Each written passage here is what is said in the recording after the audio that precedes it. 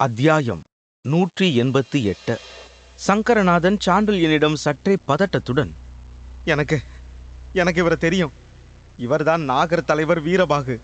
இவரோட கோபம் ரொம்ப மோசமானது.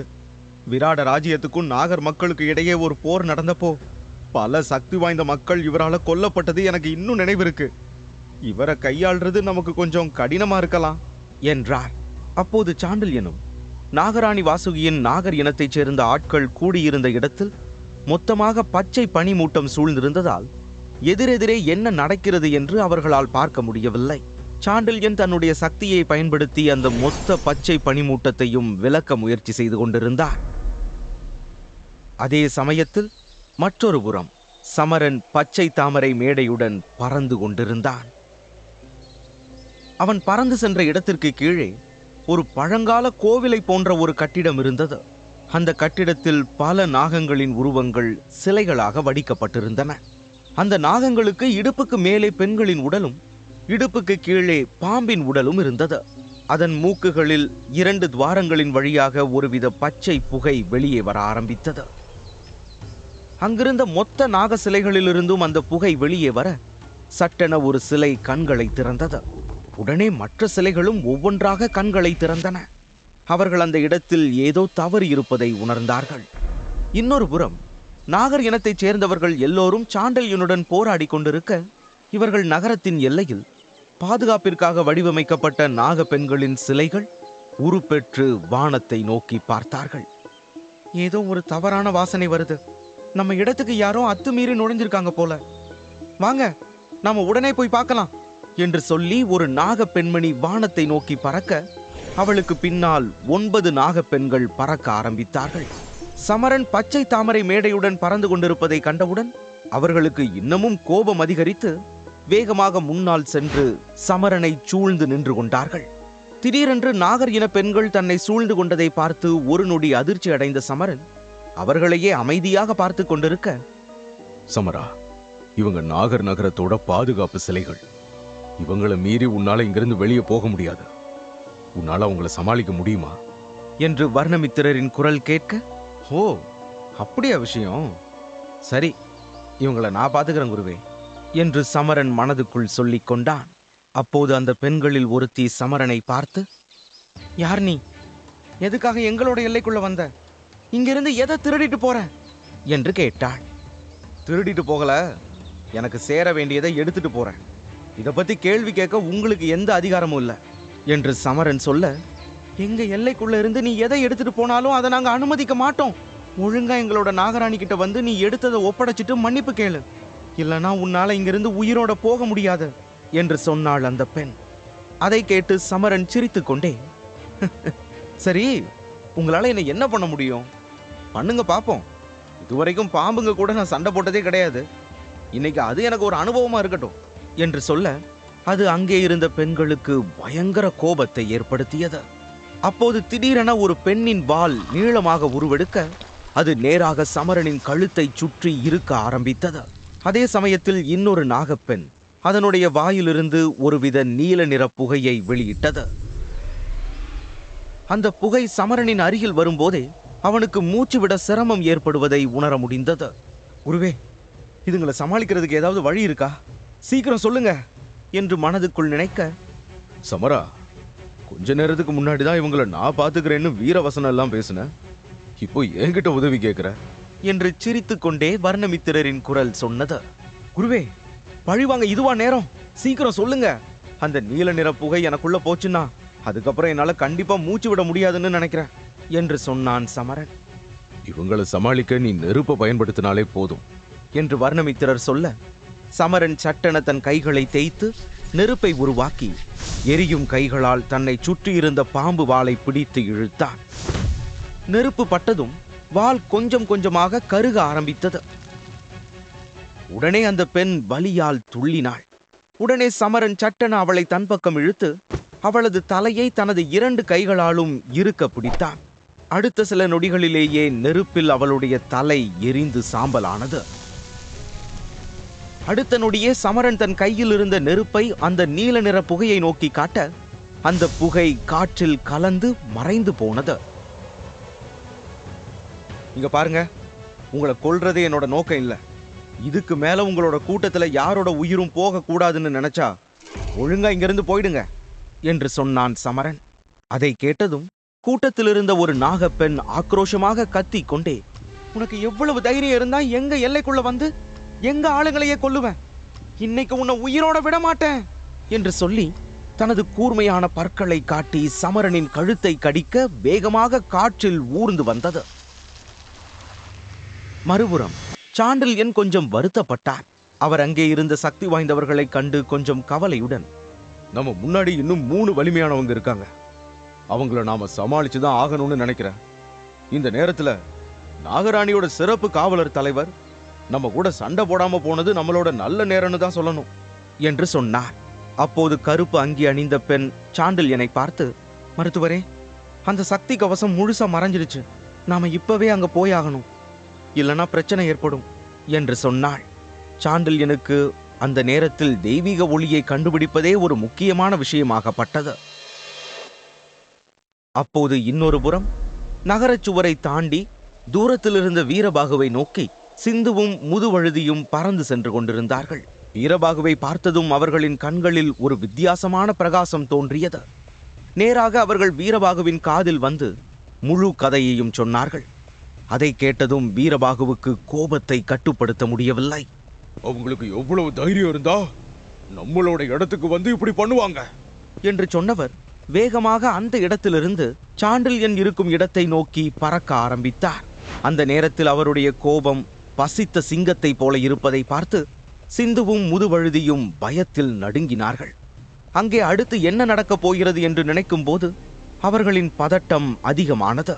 அதே சமயத்தில் மற்றொரு புறம் சமரன் அந்த பாம்பு பெண்களிடம் சண்டை போட்டுக் கொண்டிருந்தான். தன்னை கடிக்க வந்த பெண்ணின் கழுத்தை பிடித்து கைகளாலேயே நெருக்கி கொன்றான். அவர்களிடம் கொடிய தன்மை கொண்ட விஷம் இருந்தாலும் அவர்களை கொல்வது பாம்புகளை கொல்வது போல ரொம்பவே சுலபமாக இருந்தது.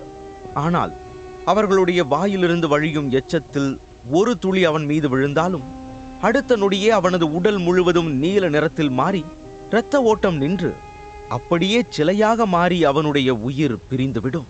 அதை ஏற்கனவே வர்ணமித்திரர் சமரனிடம் சொல்லி இருக்க அவன் அவர்களிடம் இன்னமும் அதிக எச்சரிக்கையுடன் இருந்தான். இவங்களை ஒவ்வொருத்தரா சமாளிச்சு கொள்ற அளவுக்கு எனக்கு நேரமும் இல்ல, பொறுமையும் இல்ல, சீக்கிரமே இதுங்களை ஏதாவது பண்ணி ஆகணும் என்று யோசித்த சமரனுக்கு சட்டென தன்னுடைய முதுகில் வைக்கப்பட்டிருந்த மின்னல் வாளின் ஞாபகம் வந்தது. உடனே வாளை எடுத்து 3 பெண்களின் வாளை நொடிப்பொழுதில் வெட்டினான். வாள்கள் இல்லாமல் அவர்களால் காற்றில் ரொம்ப நேரத்திற்கு நீந்த முடியாமல் வலியால் அலறியபடி தரையை நோக்கி விழுந்தார்கள்.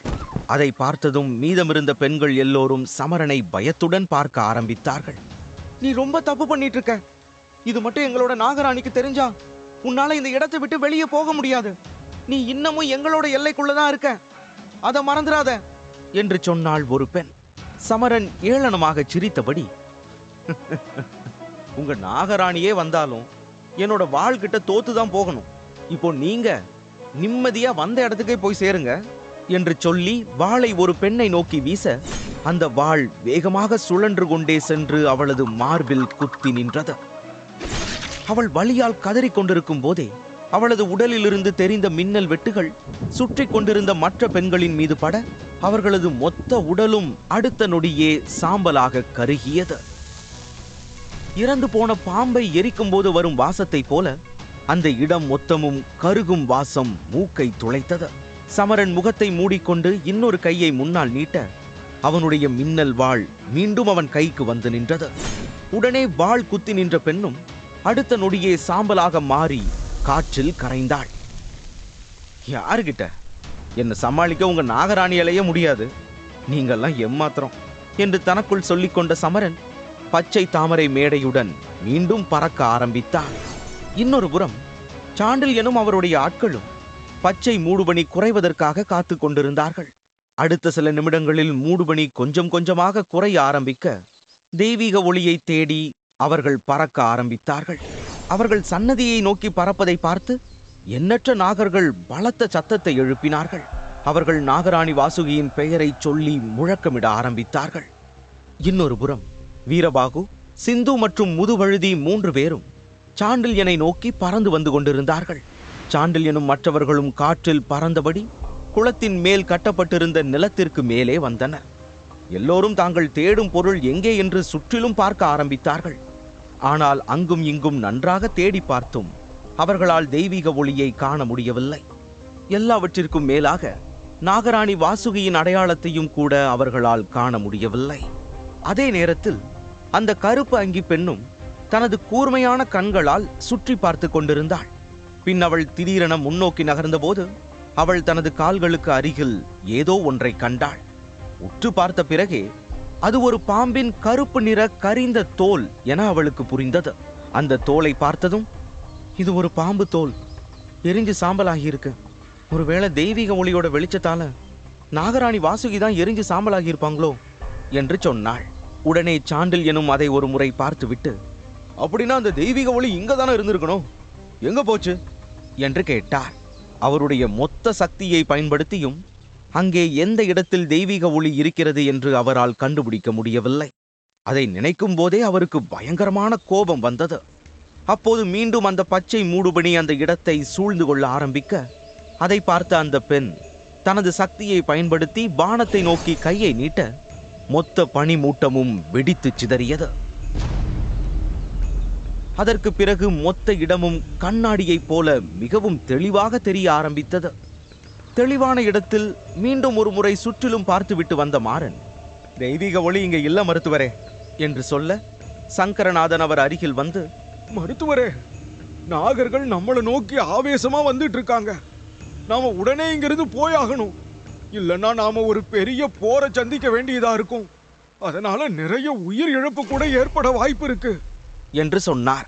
அதை கேட்ட சாண்டில்யன் கோபத்துடன் பல்லை கடித்துக் கொண்டு அந்த மொத்த இடத்தையும் ஒரு முறை சுற்றி பார்த்துவிட்டு, எவ்வளவு தேடினாலும் இந்த இடத்துல தெய்வீக ஒளி கிடைக்காதுங்கிறது உறுதியாயிடுச்சு. அதனால நாம இங்கிருந்து கிளம்பலாம் என்று சொன்னார். நெடுமாறனும் சங்கரநாதனும் சாண்டில்யனின் பேச்சை கேட்டவுடன் தான் நிம்மதி பெருமூச்சு விட்டனர். ஆனால் அந்த ஆட்கள் அங்கிருந்து பறந்து போகும் முன் திடீரென நாகர் மக்கள் பலர் உள்ளே வந்து அவர்களுக்கு மிக அருகில் நெருங்கி வர ஆரம்பித்தனர். அப்போது சாண்டில்யன் எதேச்சையாக வானத்தை பார்க்க, அங்கே ஒருவன் கையில் பச்சை தாமரை மேடையுடன் பறந்து கொண்டிருப்பதை பார்த்தார். அந்த பச்சை தாமரைக்குள் ஒரு வித்தியாசமான ஒளி தெரிந்தது. அதை பார்த்ததும் சாண்டில்யன் கொஞ்சம் அதிர்ச்சியுடன், அது யாரு? அவனோட கையில் இருக்கிறது தெய்வீக ஒளியா என்று கேட்க, மற்ற ஆட்களும் வானத்தை நோக்கி பார்த்தார்கள்.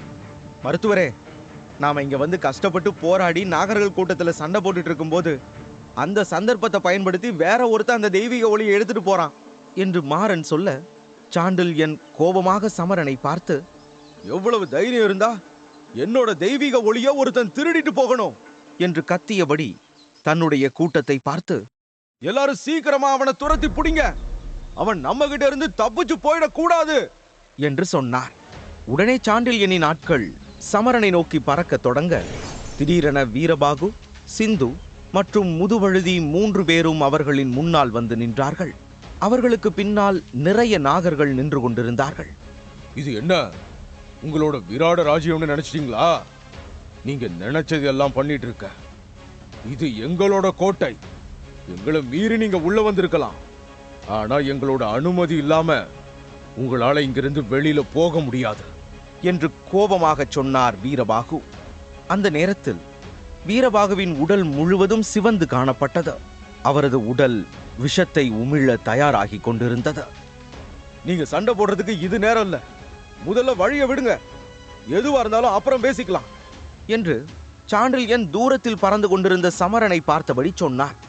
உடனே வீரபாகு சிரித்துக் கொண்டே, என்ன, எங்களோட படைய பார்த்து பயந்துட்டியா? நீ ஒரு நல்ல மருத்துவர்னு கேள்விப்பட்ட. போர்ல உன்னோட திறமை எந்த அளவுக்கு இருக்கும்னு நானும் பார்க்க ஆசைப்படுறேன். முடிஞ்சா என்கிட்ட வந்து மோதி ஜெயிக்க முடியுமான்னு பாரு. அப்படி ஜெயிச்சுட்டா நான் உன்னை விட்டுடுறேன் என்று சொன்னார். வீரபாகு சொன்னதை கேட்டு சாண்டில்யனுக்கு கோபம் இன்னும் அதிகமானது. உடனே பின்னால் திரும்பி தனது ஆட்களை பார்த்து, இந்த பாம்புகளை எல்லாம் அடிச்சு கொல்லுங்க என்று சொல்ல, அந்த கருப்பு அங்கி அணிந்த பெண் முன்னால் வந்து சாண்டில்யனை பார்த்து, இவங்களை நான் கவனிச்சுக்கிறேன், நீங்க போய் அவங்கிட்ட இருந்து தெய்வீக ஒளியை பறிக்கிற வழியை பாருங்க என்று சொன்னான். உடனே சாண்டில்யன் மீண்டும் வானத்தை ஒருமுறை பார்த்துவிட்டு பறக்க ஆரம்பித்தார். மாறனும் சங்கரனும் அவரை பின்தொடர்ந்து பறக்க, ஏய் கோழ, எங்க பயந்து ஓடுற? நீ உண்மையான வீரனா இருந்தா ஏன் கூட சண்டைக்கு வாடா என்று வீரபாகு கத்த, உன்னால முதல்ல என்ன ஜெயிக்க முடியுமான்னு பாருடா என்று சொன்ன கருப்பு அங்கி அணிந்த பெண் வீரபாகு மற்றும் அவர் ஆட்களின் முன்னால் வந்து நின்று அவர்களை நகர விடாமல் செய்தாள். அதை கேட்டதும் வீரபாகு கோபத்தில், இவளை கொல்லுங்க என்று தனது ஆட்களை பார்த்து கத்த, மொத்த கூட்டமும் அவளை கொல்வதற்காக முன்னோக்கி வந்தது. சம்பவத்தை தெரிந்து கொள்ள உடனே பாக்கெட் FM-ஐ டவுன்லோட் செய்து இலவசமாக கேளுங்கள். போர்க்கண்ட சிங்கம்.